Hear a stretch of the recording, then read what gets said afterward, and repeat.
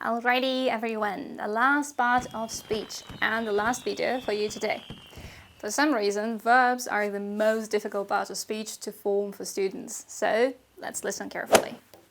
If the gap is after a subject and plays the role of a predicate, we need what? Right, a verb. Only a verb can be the predicate of the sentence. For example, this disease, all animals. We got our subject disease.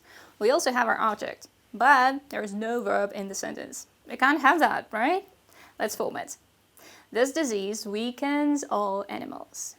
Now here, of course, we need to remember not only how to form the verb, but also how to form the right tense. In word formation exercises, though, it is usually pretty simple. They aren't going to give you some difficult tenses like past perfect or future continuous. In this case, we have present simple, and the only thing we need to remember is S at the end of the verb, because disease is an it. Next position. The gap is after lit or at the beginning of other imperative sentences. Just to remind you, an imperative sentence is the one that calls you to action, like sit or stand up please. In these sentences, the subject you is implied. We don't need to put it into the sentence. For example, before the king, said Thomas.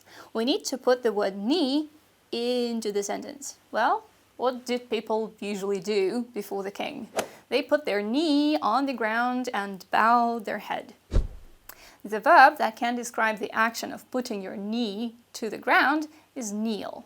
And that's exactly what we need here. Kneel before the king. It's a command that is an imperative sentence. Okay guys, moving on to a much more obvious position after an auxiliary verb. We all know that an auxiliary can't stand on its own without a meaning verb. So, after auxiliaries, we always need a verb.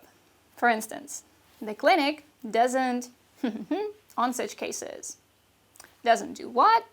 Doesn't specialize. There are two different spellings of the verbs that end in ise that are going to be accepted. The one with S is British, the one with Z, American. In word formation, it doesn't really matter which one you choose, but in your writing part, email and written statements, you will have to choose only one variant. So it may be a good idea to start thinking about which one you like more. And the last one, for the verbs, guys, we are almost done. If the gap is after a particle to, we also need a verb. For example, I would like to for my brother's behavior. We know, or we will learn, that after would like, we need an infinitive with to. So this to is a particle and it needs a verb after. I would like to apologize for my brother's behavior. And guys, we're done! I hope you enjoyed the lesson. Don't forget to get more practice with your homework and see you next time.